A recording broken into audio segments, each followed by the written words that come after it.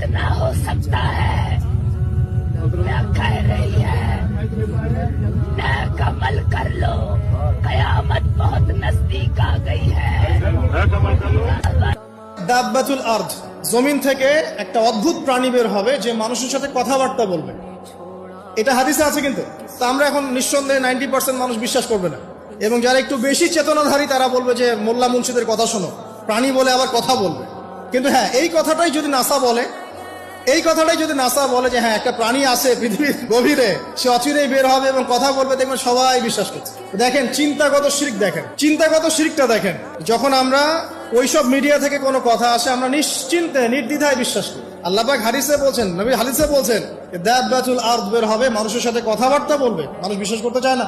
আর কি ধোঁয়া, এই ধোঁয়ায় আকাশ ছেয়ে যাবে, ধোঁয়া দিয়ে আকাশ ছেয়ে যাবে, এবং এত বড় ধোঁয়া বিশ্ববাসী কখনো দেখে নাই। এখন অনেকে বলছেন, এখনকার আধুনিক স্কলার যারা, অনেক স্কলারের এটা মত, এটা কিন্তু হাদিসে নাই, তাদের মত হতে পারে যে একটা নিউক্লিয়ার এক্সপ্লোশন হবে, সারা ওয়ার্ল্ড তো এখন নিউক্লিয়ার যুদ্ধের সামনে দাঁড়িয়ে আছে, তখন হয়তো বা ধোঁয়ায় পুরো বিশ্ব ছেয়ে যেতে পারে, এটা তাদের মত। এটা হতেও পারে, নাও হতে পারে, হওয়ার সম্ভাবনা কিন্তু আছে, উড়িয়ে দেওয়া যাচ্ছে না। ঠিক আছে, 4টা 5 কি 5 হচ্ছে ইয়াজুজ আর মাজুজ, এই প্রকৃতি বের হবে, এরা কিন্তু আদম সন্তান, এবং তারা পৃথিবীর পানি খেয়ে শেষ করে ফেলে দিবে, মহাসাগরের পানি খেয়ে শেষ করে ফেলে দিবে।